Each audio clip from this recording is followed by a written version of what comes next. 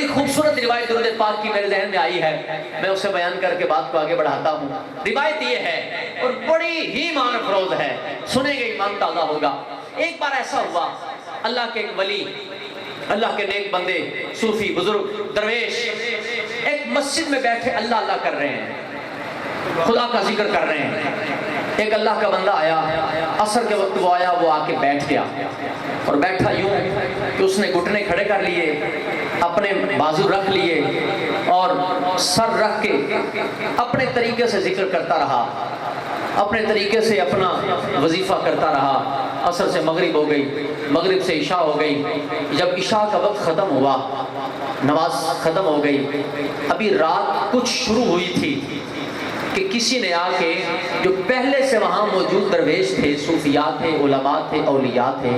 انہیں پیغام دیا کہ ایسا کرو، تمہیں جو بادشاہ وقت ہے، موجودہ حاکم ہے شہر کا، اس نے تمہیں اپنے گھر، اپنے محل میں محفل پہ بلایا ہے، اس کے ہاں جلسہ ہے، اس کے ہاں محفل ہے، اس کے ہاں اجتماع ہے، تمہیں وہاں دعوت دی ہے اور وہاں ذرا اچھے اچھے کھانے ہوں گے، وہ تم نے وہاں تناول کرنے ہیں۔ یہ درویش کہنے لگے، میں نے اس بندے سے کہا کہ آؤ یار، بادشاہ نے دعوت کیا، وہاں چلتے ہیں، اور ہمارے لگے میں وہاں تو نہیں جا سکتا، میرے پاس اتنا وقت نہیں ہے کہ میں جاؤں، ہاں لیکن اتنا ضرور ہے کہ تم جانا اور جا کے تھوڑا سا نا حلوہ لیتے آنا۔ وہ حلوہ بھی حلوہ ہوتا تھا بھائی، سمجھ آئی ہے؟ وہ حلوہ بھی حلوہ ہوتا تھا بھائی، سمجھ آئی؟ ابھی پستے تو بادام تو دیسی گھی تو وغیرہ وغیرہ، آج کل تو یہ بچے برگر اور پیزا تو ہضم کر سکتے ہیں، دیسی گھی ہضم نہیں کر سکتے، اچھا خالص دودھ ہضم نہیں کر سکتے، دیسی گھی کا پراٹھا ہضم نہیں کر سکتے، ہاں شاورما جتنے مرضی کھلا دو، تباہی کر لی اپنی طبیعتوں کی، اور ماں باپ بھی ہیں تو وہ بھی اسی طرف لگے ہوئے ہیں۔ انہوں نے دل ہی دل میں کہا، یہ جن کو کہہ رہے تھے نا کہ مجھے لیتے، میرے لیے یہ چیز لیتے آنا، یہ دل ہی دل میں کہنے لگے، ایڈا شوق ہے نال چل رہا، دوسرے لفظ جی کہہ لو، دل ہی کہہ رہے سن، میں تیرے پیو دا نوکر ہوں، میں نہیں لاؤں گا، دل ہی دل میں کہا، جواب کوئی نہ دیا، یہ مسجد میں بیٹھے رہے اور وہ درویش وہاں چلے گئے۔ جب وہاں پہنچے، محفل میں شرکت کی، شرکت کرنے کے بعد کھانا وانا کھایا، کھانا کھا کے واپس آئے تو دیکھا کہ وہ اللہ کا بندہ وہیں بیٹھے ہوئے ہیں۔ یہ آئے، آ کر مسجد میں دوبارہ اللہ اللہ کرنے لگے، وظیفے میں، اپنے ذکر اذکار میں مشغول ہو گئے۔ مشغول تو کیا ہوئے، آنکھ لگ گئی، آنکھ لگی تو سونا مدینے والا خواب میں تشریف لے آیا۔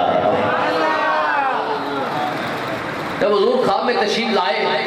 تو خواب میں آپ کا جو انداز تھا وہ اس طرح تھا کہ آپ تھوڑا ناراض ناراض تھے، یہ میں نہیں بندہ رکھا رکھا ہوتا ہے، ناراض ناراض تھے۔ وہ درویش کہنے لگا، عرض کرتے حضور جی آ ہی گئے ہو، تشریف لے ہی آئے ہو تو حضور ناراض کیوں ہو؟ سنا ہے آپ ہر عاشق کے گھر تشریف لاتے ہیں، میرے گھر میں بھی ہو جائے چراغاں یار۔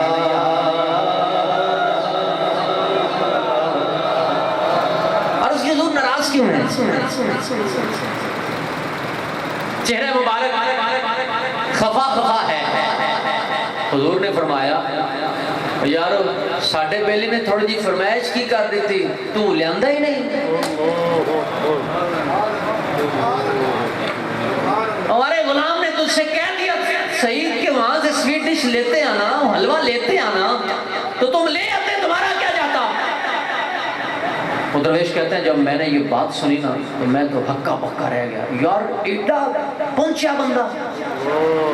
جس کے کھانے پینے کی باتیں مدینے تک جا رہی ہیں، یہ کتنا بڑا آدمی ہوگا۔ کہتے ہیں میں بڑا گھبرا کے میری آنکھ کھل گئی، جب میری آنکھ کھلی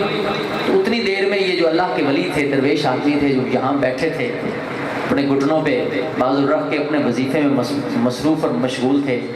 فرماتے ہیں کہ میں نے ان کو دیکھا کہ یہ اٹھے اور یہ مسجد سے باہر جا رہے تھے، میں اٹھ کے پیچھے بھاگا، مسجد کا دروازہ بند ہوا اور یہ جا رہے تھے۔ میں نے دروازے پہ کھڑے ہو کر واسطے دیے، تسلیاں دی، منتیں کی، سماجت کی، گزارش کی، خدا کا نام میں کو جا منت اللہ کی تھا، میں کو جا اتے بہتائی کو جا تے ہر کوئی کوج لکاوے، میں کو جا تے بہتائی کو جا تے ہر کوئی کوج لکاوے، تو سونا کیوں لک لک بانے اے گل سمجھ نہ آوے، میں کو جا پیا کوج لکاواں تے ہر کوئی کوج لکاوے،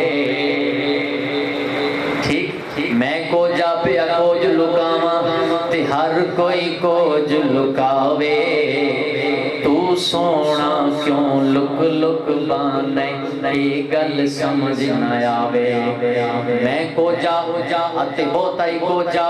تے او کو جا جویں ہنیرا، میں کو جا اتے بہتائی کو جا تے او کو جا جویں ہنیرا، تو سونا تے رج کے سونا او سونا جویں سویرا، بڑی منتیں کی، بڑے ترلے لیے، میں نے کہا جناب آؤ تو صحیح، جو کہو گے وہ کھلائیں گے، اب معافی دے دو۔ تو چلتے چلتے ذرا جملہ سنیے گا، چلتے چلتے جملہ بول کے کہنے لگے بس بس رہنے دو، اب نہیں آتا، ایک حلوہ کھانے کے لیے کیا نبیوں کے سردار کی سفارش کرواؤں تو مانیں گے؟ ایک حلوے کے لیے، ایک تھوڑے سے کھانے کے لیے۔ ان سے پوچھا کسی نے یار یہ اتنا مقبول بارگاہ ہے، حضور کے دربار و آستانے میں اتنا مقبول ہے کہ پل پل کی خبر وہاں جا رہی ہے، یہ ہے کون، اس کا وطیرہ کیا ہے، اس کا کام کیا ہے، اس کی نیکی اور یہ کرتا کیا ہے؟ کہا اور کوئی نیکی نہیں، ساری نیکیاں بجا ہیں، صرف ایک بات ہے، یہ بڑا رج کے اور سیر ہو کے مصطفیٰ کی ذات پہ درود پڑتا ہے، حضور اس کے کھانے کا بھی خیال رکھتے ہیں۔ یہ درود پاک پڑھنے کی برکت ہے۔